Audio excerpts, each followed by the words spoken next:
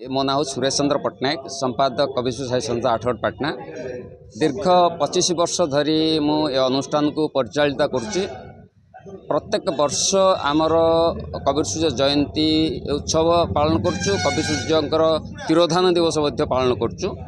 किंतु वर्तमान कौन सी एक विवाद सृष्टि होती जो थे कि दिगपहंडी अंचल किसी बासिंदा किसी अच्छा जो माने कि आंदोलन कर कविसूर्य दिगपहंडी जन्म किंतु सेटा ठीक जिन नुह। आपण आठगढ़ काव्य कविता चौपदी जेकोसी जिनस तर्जमा करेंगे से देखिए जे कविसूर्य केवे दिगपहंडी उपर लिखि ना सब आठगढ़ उपर ही लिखिं। आठगढ़ आउ दिगपहंडी आठगढ़िया साई बोली गोटे अच्छी दिगपहंडी गोटे आठगढ़िया साई से उपलब्ध अच्छे।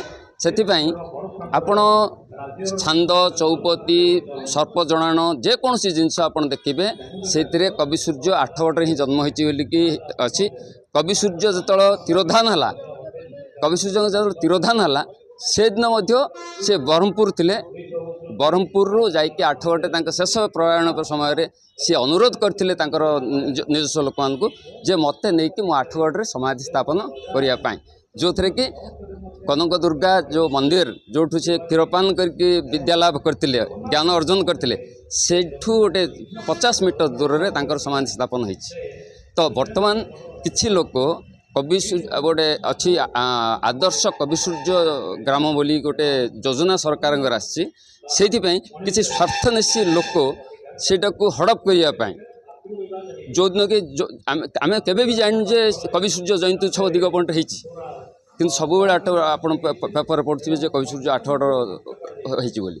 किंतु आज जो मैंने सब ये सब माने भूल निष्पत्ति नहीं कि लोक ये कर मतभेद सृष्टि कर न करंतु।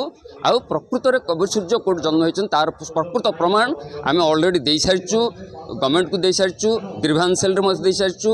वर्तमान संघमित्रा बेहेरा जी अच्छा ओडिशा प्रदेश सेक्रेटरी अच्छा सी मो पाखक चिठी कर जे आपणकर जो अनुरोध को आम एक्सेप्ट करचु आउ कार्यकारी करा जाउची।